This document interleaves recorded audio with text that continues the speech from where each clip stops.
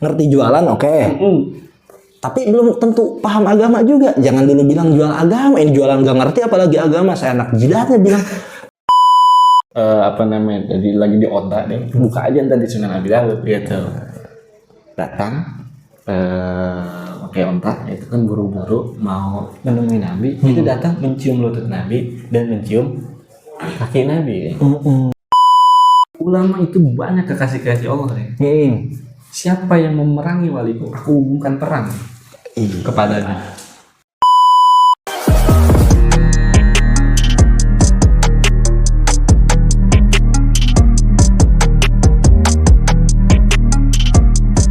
Balik. Lagi rame gitu deh. Pesantren nih. hadiah itu Pak. Hari santri, hadiah hari santri. Gimana Pak? Panjang nih. Apanya? Iya kalau gitu nyeritain pesantren panjang. Iya. Sejarahnya kan panjang. Gitu. Dari zaman kapan sih pesantren itu deh? Kan begini. Di dunia maksudnya kan. Di Islam itu dari kapan? Iya. Jadi Bang, pesantren itu berangkatnya itu daripada rumah ya. Berangkat deh. Gimana? Jadi pesantren itu sebenarnya berangkat itu dari zaman Nabi Muhammad SAW. Yang mau berbeda pendapat silahkan. Iya, negara demokrasi. Iya betul. Emang nggak apa-apa kan? Yang mengatakan pesantren bukan tradisi Islam juga ada. Enggak Pak, silahkan berpendapat gitu. Karena pendapat kamu juga sebetulnya nggak penting banget. Iya, ya orang punya ini sendiri lah. Mau dia bikin standar dia sendiri biar diikutin sama orang. Nggak kan? Ada juga kan pernah yang mengatakan kayak gitu Pak, bahwa pesantren itu bukan tradisi Islam, kayaknya dia itu seorang guru yang gembul. Tapi bagus deh. Iya, dia membuka ruang perdebatan dan kita melihat gini nih kalau nggak mondok. Iya, bagus. Iya. Tapi begini deh, tadi yang kita awali dengan dari zaman Nabi, kok bisa Anda berbicara itu dari zaman Nabi? Karena begini, pada saat zaman Nabi ada yang disebut dengan Ahlus Suffah. Mereka yang hidup di sekitar Masjidil Nabawi, Masjid Nabawi dan pelataran Masjid Nabawi dan sampingnya kan rumah Nabi langsung. Itu hidup di situ bersama dengan Nabi Muhammad SAW. Mereka fokus kepada ngaji lah kalau nggak siapa saja mereka. Salah satunya Abu Hurairah. Ya. Terus banyak lah. Gitu. Ada total dari 70 itu terakhir sampai 400 orang. Kalau di total lah gitu. Kalau di ini ada juga yang modelnya ngaji dari rumah berangkat ikut ngaji, yang pulang ada. Gitu. Ada yang netep di situ gitu. Nabi makan, mereka makan. Nabi nggak makan, mereka nggak makan. Karena yang masaknya itu istri Nabi. Gitu deh. Yang masaknya nih, yang dia makannya. Ada nggak donaturnya? Ada. Sayyidina Abdurrahman bin Auf, Sayyidina Utsman, Sayyidina Abu Bakar, itu donaturnya banyak deh. Gitu. Berbisnis nggak mereka nih? Nanti nih. Gitu. Iya. Juga berangkat. Maksudnya cikal bakal pesantren itu. Iya. Dan berkembang sampai ke Indonesia dari sebelum kemerdekaan Indonesia. Dan rata-rata juga ulama itu di zaman sebelum kemerdekaan pejuang juga. Santri itu darahnya ditukarkan dengan kemerdekaan. Kiai ulama juga seperti itu. Dan pesantren pertama di Indonesia gitu kan, dimulainya itu ada di Sumatera. Itu abad ke-7 sampai abad ke-8. Berarti setelah zaman Nabi ya. Gitu. Di Sumatera tuh dicek aja. Itu bisa di kan apa-apa juga Google sekarang kan. Boleh di Google. Iya betul. Gitu. Terus tadi ada yang pulang, terus kan ada yang datang. Itu kan kalau di kita disebutnya santri kalong. Santri kalong. Oh itu sahabat ngalong berarti. Kalong juga nih. Gitu. Ada yang dia kerja gitu. Ikutnya cuma misalnya sebulan sekali ada gitu. itu Sahihan kali ya. sahihan ada gitu. Ya cuman kan kalau sekarang memang lagi rame ya tentang pesantren yang diangkat itu sama Trans 7 itu. Sebetulnya ketika Trans 7 mengangkat soal itu, Iya. yang dibahasnya apa, Yai Anwar itu, Yai Anwar, Lirboyo, dan tidak dikatakan, cuman ya jadi mengeneralisir itu kan Pesantren yang lain juga kan kecacatan logika seperti itu. Opininya sendiri dijadikan sebagai fakta publik kayak gitu, maksudnya itu kan kesalahan juga, kesalahan dalam berpikir, kecacatan dalam logika.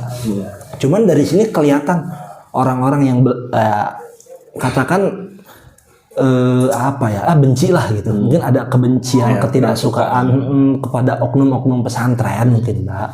Oknum pesantren termasuk orang-orang yang ada di dalamnya kayak gitu. Cuman jadi kelihatan mungkin kayak di salah satu atau di setiap postingan yang membahas tentang itu bisa kelihatan mana nih orang yang emang pro terhadap itu, dan makanya kontra terhadap pesantren apapun ya, apapun maksudnya pembahasannya, intinya ketika itu menjelekan pesantren, kejelekan pesantren diangkat, ya dia nimbrung lah, banyak banget yang nimbrung kayak gitu. Terlepas dari ya entah itu bazar ataupun apa, karena ketika dari mulai habaib dijelek-jelekin, dicaci maki sampai sekarang ke kiai-kiai yang dikatakan feodal segala macam, sampai ke pesantren ya mungkin kayak kata kiai siapa tuh nanti targetnya tinggal digeser ke agama Islamnya kayak gitu kan. Dari situ kan rame banget yang menghujat. Tapi kalau kita lihat di lapangan, Haul Solo tetap ramai. Walaupun kemarin banyak, wah kufarat tuh. Haul Solo tetap ramai. Habib Umar datang tetap ramai kayak gitu. Karena memang mungkin target-target mereka orang-orang yang sama kayak mereka. Ya kalau kita mah lahir pas Google belum ada, Bang, maksudnya belum ramai. Google itu tahun berapa? 98, maksudnya mulai di ini 2006, masif 2012. Kita itu, saya apalagi Baba melewati itu loh. Kita sempet kok hidup tanpa kemajuan Google, dan ketika sekarang orang-orang dengan keterbatasan nalar yang sebelumnya tanpa Google itu mereka kurang, pas ada Google ya udah apa-apa langsung ngambil di Google, akhirnya kayak gitu.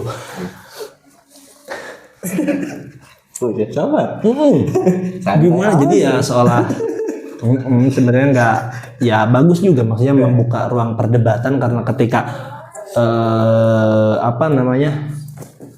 terlalu kompleks sih, Bah, sebetulnya kalau menilai pesantren dari itu aja tuh dari sebetulnya kemarin saya sempat ngobrol sama Gus Giri itu gimana katanya? Jadi sebelum Trans 7 ini yang bangunan robohnya Mbah Khozin itu, Al Khozini itu ya banyak juga. Jadi kawan kita itu, kawan Gus Giri juga ada yang jadi relawan, Mbak, di Al Khozini itu, dan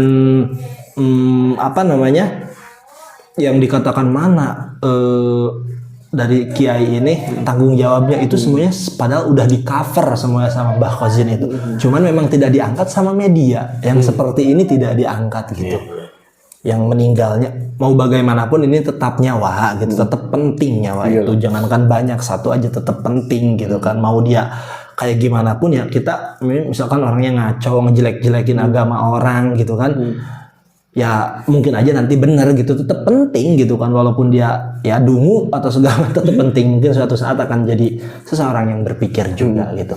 Cuman ini nggak diangkat berita Mbah Khozin ini, memang sudah ya tanggung jawab gitu, memberikan ya semuanya sudah di cover gitu, cuman memang tidak diangkat. Dari situ Gus Giri nyeletuk, emang kayaknya pesantren mau diserang deh kayaknya, bilang kayak gitu. Bener maksudnya, wah sakit Gus Giri nih. Tapi kan memang ada pengalaman pernah diserang itu, ada sejarah banyak lah. Maksudnya pesantren itu sejarahnya panjang, zaman PKI gitu. Kalau kita buka-buka lagi gitu kan, itu kan luar biasa ya kan, zaman itu deh gitu. Terus zaman ya kesini juga kan, sebelum ini juga banyak juga lah gitu. Ya tinggal dibuka aja lah itu sebenarnya. Maksudnya tadi kan yang ditampilkan oleh salah satu stasiun TV itu apresiasi feodal dan lain sebagainya. Kita berangkat dari hukum lah, Deng ya. Kalau kita berbicara Islam, kita berangkat dari hukum. Boleh tidak, gitu kan? Kita mencium seseorang. Ya. Boleh tidak kita mencium Ka'bah? Boleh tidak kita mencium selembaran uang 100.000? Boleh tidak kita mencium binatang?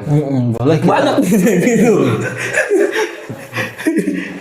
Boleh atau tidak gitu. Belum haram gitu kan, Ya. halal, mubah itu kan boleh gitu. Makruh kan gitu. Banyak yang mengangkat Nabi itu, katanya Nabi pada saat Nabi datang, sahabat berdiri, Nabi udah jangan berdiri ya. gitu, Nabi nggak enak lah istilahnya gitu kan. Itu yang dipakai dijadikan dalil. Tetapi kan di Sunan Abi Dawud itu kan ada juga sahabat yang datang dan lagi di onta, dan buka aja tadi Sunan Abi Dawud gitu, datang pakai onta itu kan buru-buru mau menemui Nabi, itu datang mencium lutut Nabi dan mencium kaki Nabi. Ada juga yang begitu. Boleh tidak? Ya kayaknya udah masuk ke Abi Dawud, maksudnya ke hadis. Iya, tapi udah jauh gitu kan. Hasan itu. Ada Imam Dari Hajar segi Al-Asqalani. kekuatannya, dari segi kekuatannya Hasan. Iya. Terus mencium tangan, gitu kan? Boleh tidak? Tahapannya secara agama hukumnya kan gitu.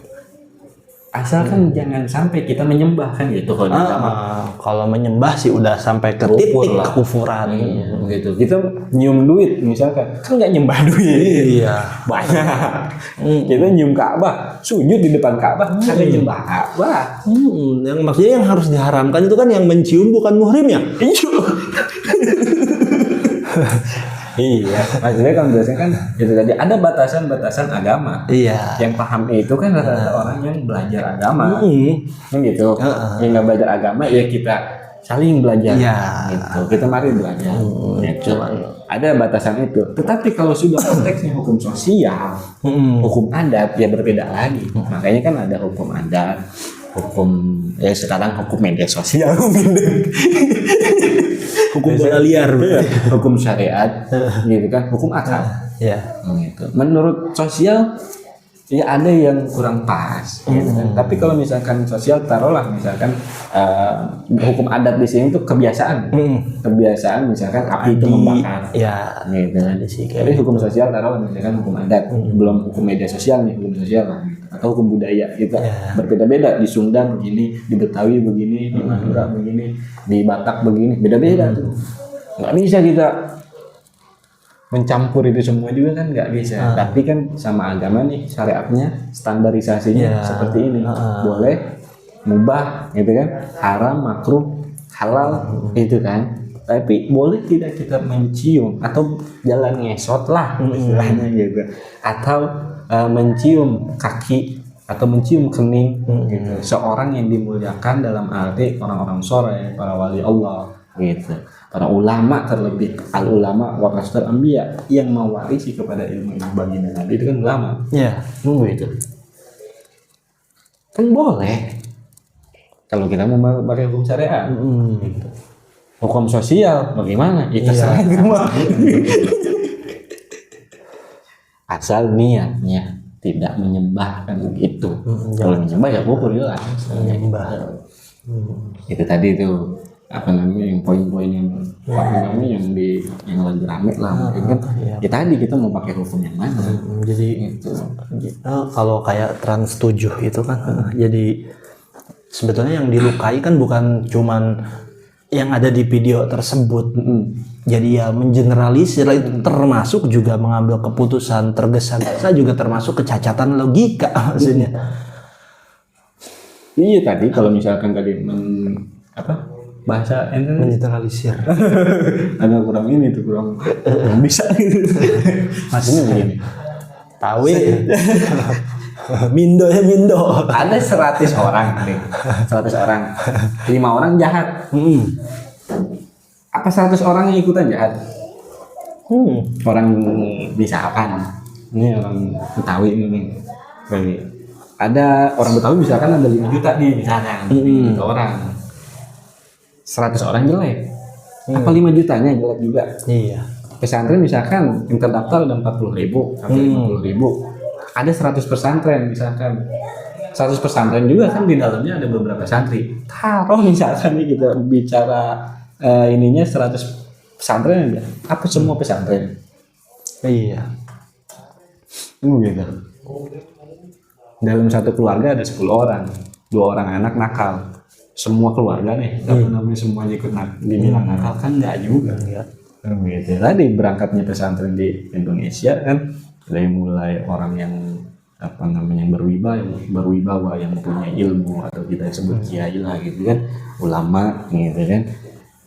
Ada yang ngaji sama beliau, terus ada yang bertamu, istilahnya memberikan nasihat abis segala macam, banyak akhirnya kan dibikin pesantren. Awalnya kan begitu juga. Kesini zaman modern mungkin melihat wah ada yang bilang apa namanya enak kayaknya nih apa berbisnis pesantren kan gitu. Iya. Ada yang bilang gitu. Mungkin kelihatannya enak kata dia. Ada pengusaha pengen punya pesantren gitu kan. Jadi makin banyak ada orang-orang yang di luar ahli sunnah, gitu kan, ahli sunnah wal jamaah ada pesantren. Itu banyak model pesantren. Ada pesantren yang modern, ada pesantren salafi, gitu kan. Ada pesantren yang 75% itu ada istilahnya keterampilan dalam arti dia bertani, gitu, atau tanam, itu kan seperti di Darul Falah gitu di Bogor kan itu kan 75% itu keterampilan, salah satunya itu bertani. Ternak, 25% tentang agama dan selebihnya praktek beragama, prakteknya langsung. Nah, itu melibatkan kepada masyarakat sekitar. Boleh dicek deh. Ini kebetulan ada buku deh, buku lama deh ini, tahun 73-74. Salah satunya deh, penyusunnya itu adalah Kiai Nurholis Majid. Laporan hasil penelitian pesantren Al-Falak dan 8 pesantren lain di Bogor. Dikatakan di buku ini deh, orang-orang yang meneliti kepada pesantren itu hanya 1% deh dari keseluruhan. Di buku ini 1% doang orang yang meneliti. Dari pemerintah jarang juga. Gitu. Ya sekarang mungkin ada lah dari mahasiswa-mahasiswa gitu, tapi belum terlalu banyak orang. Iya. Dan nggak mendalam juga, nggak mendalam. Maksudnya kalau pengen mendalam ya nggak ada lagi sih harus masuk. Ini hampir 2 tahun risetnya nih tentang pesantren di Bogor doang. 2 tahun. 2 tahun risetnya. Sekarang kan video pendek jadi video pendek. Duh, begitu orang terlalu malas untuk mencari kebenaran kadang kayak gitu. Iya, baca buku tebel kan kalau misalnya. Iya. Malas duluan orang. Udah malas duluan. Iya. Gitu. Sebenarnya kalau kita mau istilahnya mau adil, ya tadi apa namanya kita buka gitu. Banyak lah. Maksudnya enggak kita mau langsung sowan ya silakan gitu kan. Gimana kan bisnis pesantren tadi lah gitu. Kalau hitung-hitungan Mbak, bisnis di pesantren apa sih yang nguntungin Mbak? Katakan di sini itu per bulan 500.000, makan sehari 3 kali. Di sini makanya kan Senin Kamis, maksudnya di pondok ini nih di yang ini, kecuali di sini. Itu kan repot tuh. Gimana nih? Saya jelasinnya gimana nih? Ada satu pondok. Iya. Temen nanti kan? Temen. Iya sih. Saya juga sih. Jadi 1 bulan itu 500.000 include makan sehari 3 kali kecuali Senin Kamis 2 kali buka sama sahur. Mandi airnya udah ada dari situ, lampu penerangan buat ngaji nggak pernah kekurangan lampu, mandi mau sehari 5 kali asal ada sabunnya kali begitu. Kalau dihitung-hitung nggak masuk Pak. Iya, di mana bisnis keuntungannya? Dan yang ini loh, maksudnya yang saya agak sedikit soroti yang jadi kelihatan nih selama kasus, maksudnya semenjak naik kasus Trans 7 ini jadi kelihatan orang-orang yang kayaknya kurang suka, kayaknya kurang benci, yang pengen dipertanyakan dari sisi apanya sih? Gitu, Mbak. Kita ngorek-ngorek mereka nggak pernah. Takutnya ada masalah personal yang misalkan ada kiai kaya raya, dia nggak bisa kayak gitu. Dengan katakan gaji upah minimum rakyat itu nggak bisa bangun pondok ratusan juta gitu. Wah, jual agama gitu, Mbak. Takutnya kayak gitu, emang dari ketidakmampuan dia akhirnya mengeneralisir. Takutnya gitu, orang-orang tuh kayak gitu yang ditakutkan. Sekarang sih udah jarang sih bahasa kualat maksudnya. Ya udah terserah lah, itu mah masalah kualat mah mungkin nggak dibuktiin sekarang. Mungkin gitu. Besok mungkin. Tapi enggak deh, ya diskusi itu ada. Oh gimana, Pak? Iyalah. Gimana tuh, Pak? Ini ulama itu bukan para nabi. Ulama itu banyak kekasih Allah deh. Siapa yang memerangi waliku, aku umumkan perang kepadanya. Bukannya nggak ada deh. Nggak dicari, mungkin nggak dicari. Siapa yang memerangi waliku, aku umumkan perang. Ya. Para wali, para kekasih Allah. Kan kekasih Allah kalau kita gampangnya mungkin kan orang yang dekat dengan Allah. Orang yang dekat dengan Allah para ulama nih. Gitu kan. Memang ada nanti wali-wali yang disuruh masuk ke segala macam, ya kita tidak membicarakan ini lah. Ini orang-orang yang berilmu, gitu kan, para wali-wali Allah. Aku umumkan perang kepadanya. Bukan kualat lagi, itu memang ada di hadisnya. Begitu kan ya. Maksudnya nggak tahu apa mereka itu ada di masa fatroh kan, enggak itu sampai ke telinga mereka, maksudnya kebenaran itu sampai ke telinga mereka. Cuman untuk lembaga sekompleks pesantren itu tidak bisa dinilai dengan tergesa-gesa dengan penalaran sendiri tanpa masuk ke dalamnya. Kayak gini deh, Pak.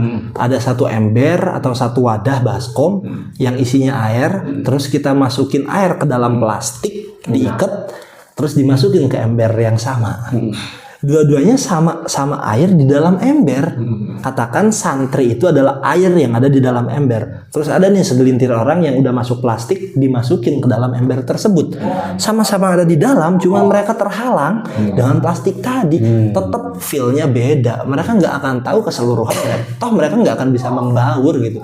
Nggak bisa kayak gitu. Tetap harus masuk. Ya telanjang lah, maksudnya harus masuk dengan kosong gitu kan. Iya. Dengan dengan kekosongan itu. Santri itu kan latar belakangnya juga banyak kan itu.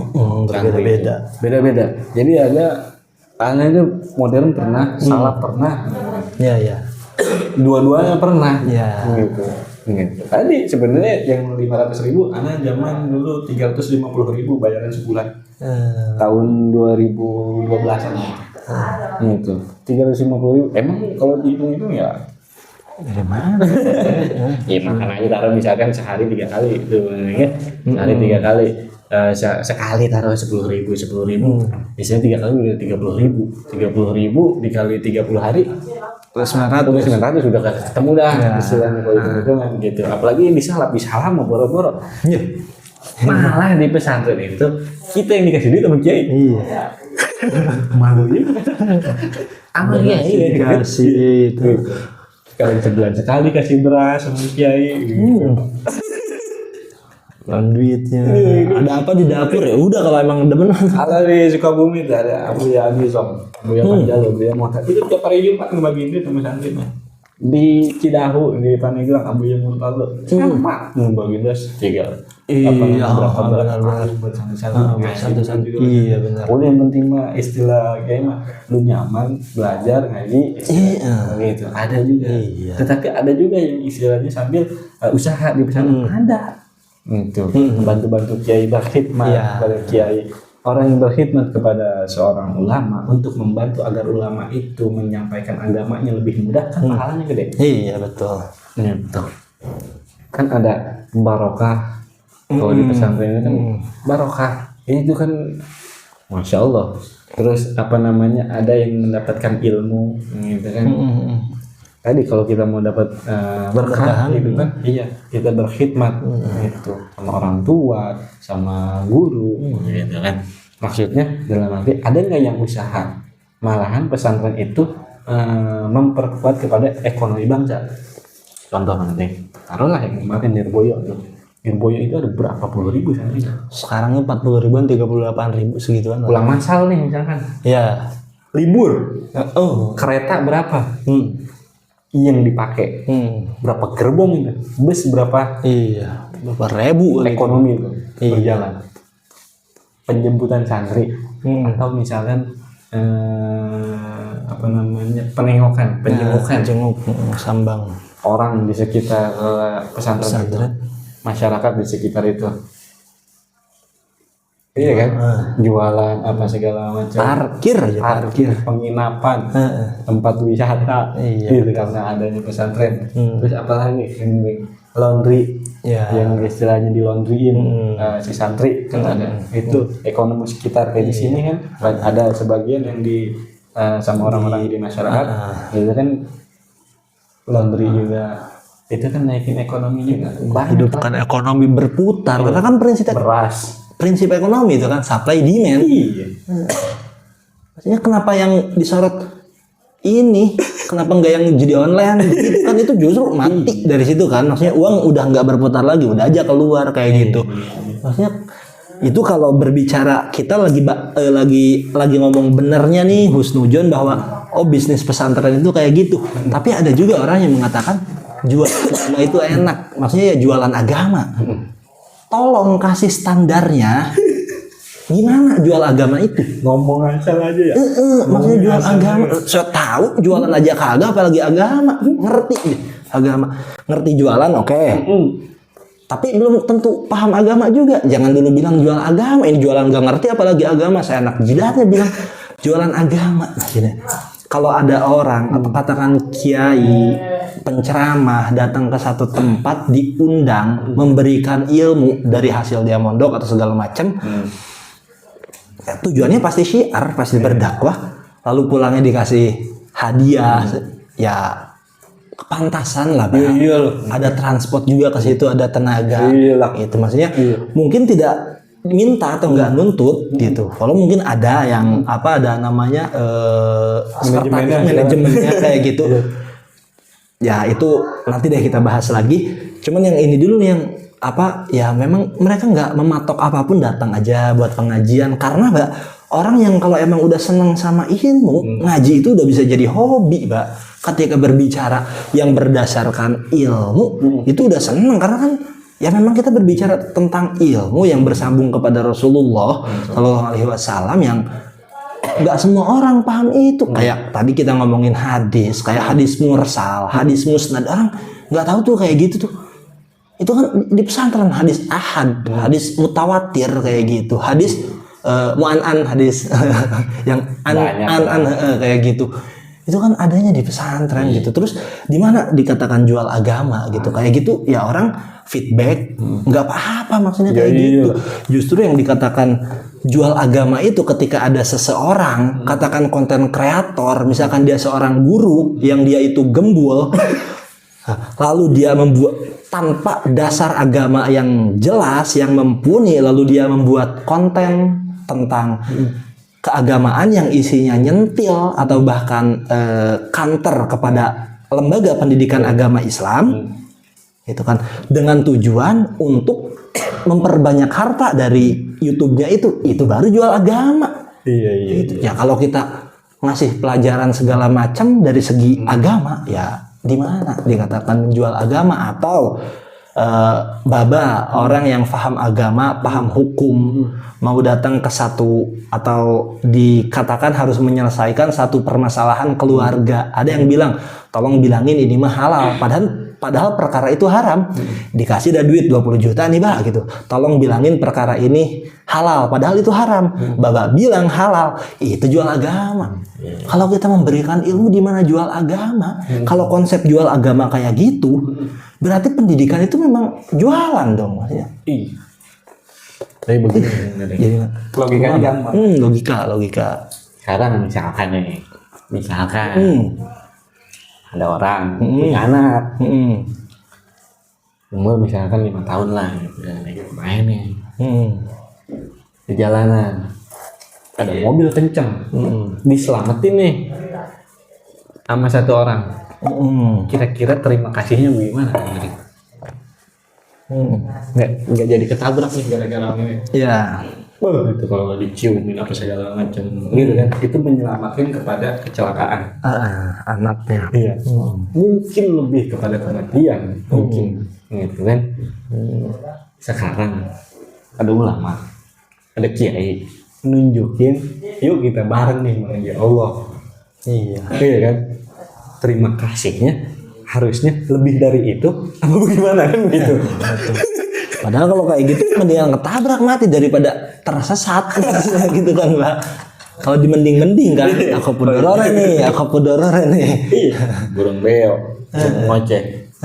Ada yang 1 juta sampai puluhan juta. Iya, bisa ngoceh doang itu. Nggak ngomongin agama deh. Iya. Coba kalau burung beo al-kalamu huwa lafzu, berapa itu burung beo? Iya tadi. Maksudnya, iya konteksnya tadi. Kalau misalkan menurut standar agama, tadi halalkah, haramkah, mubahkah, makruhkah, kan gitu. Jadi maksudnya standarnya kita pakai gitu. Gitu.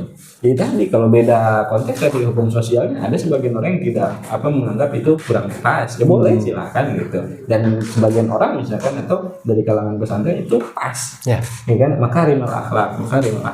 Gitu kan. Rasul itu kan diturunkan ke muka bumi untuk memperbaiki akhlak gitu. Ada yang berlebihan misalkan, tadi standarnya itu gitu hukumnya gitu. Secara sosial kurang pas ya silakan gitu, boleh lah gitu. Jika mengkritik, menasihati apa sih kan silakan gitu dengan cara yang istilahnya yang baik gitu. Nah di sini juga kan ada saran-saran untuk pesantren. Gitu. Ada 11 saran di sini. Itu diberikan kepada pihak pesantren. Itu bagus. Walaupun kita nih kondisi sekarang berarti kita defensif nih Mbak lagi ya, maksudnya bertahan tentang maksudnya pesantren ini stigma yang enggak gitu, enggak semuanya enggak bisa di general. Tapi tetap kita juga terbuka ketika maksudnya diskusi orang yang enggak tahu atau gimana. Kita tetap terbuka, makanya by data juga, by data juga kok gitu kan.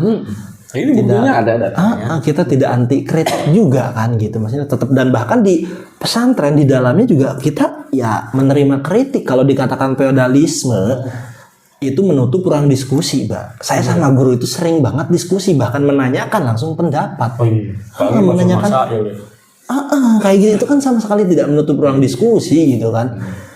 Jadi kalau ya nyemplung dulu maksudnya Mbak gitu. Memang ada yang tidak pesantren gitu kan ada tahapannya juga kan. Ada yang satu pesantren misalkan di daerah ada yang faknya itu adalah ilmu fikih, ada yang ilmu malam, ada yang ilmu astronomi gitu kan, ada yang ilmu tasawuf, ada yang agak tinggi nih ilmu ilmu torekot gitu. Nah kalau udah ilmu itu memang kan kita sami'na wa ata'na.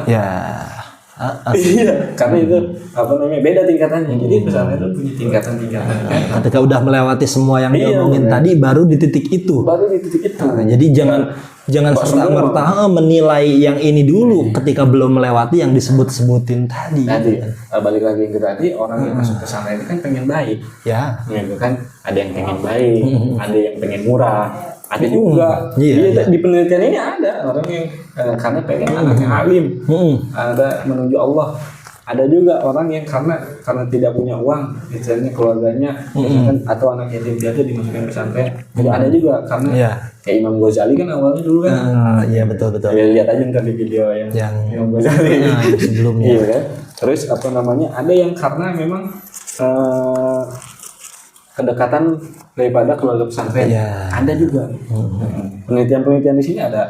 Maksudnya berbagai macam latar belakang. Ada yang awalnya dia bukan orang baik, ada yang narkoba. Dengan latar belakang misalkan yang kelihatan ada juga. Banyak nih latar belakangnya. Pengen baik. Kebetulan di pesantren ada kasus misalkan kejahatan. Misalkan kan gini kejahatan. Karena dia pengen baik. Gitu. Tapi ada yang kebaikan yang kurang bisa ditolerir, gitu kan. Akhirnya kan diarahkan kepada kepolisian ABS segala macam, gitu. Jadi tidak semua pesantren. Itu tadi. Jadi di saat 100 orang yang buruknya ada 10 orang, gitu kan. Apakah 100 orang itu menjadi buruk? Kan tidak. Gitu. Kalau misalkan harus dibubarkan, misalkan ada yang bilang gitu. Ya, Gitu. Contoh begini, ada satu bus, satu bus ini isinya penjahat semua nih, Ya. menculik satu anak kecil.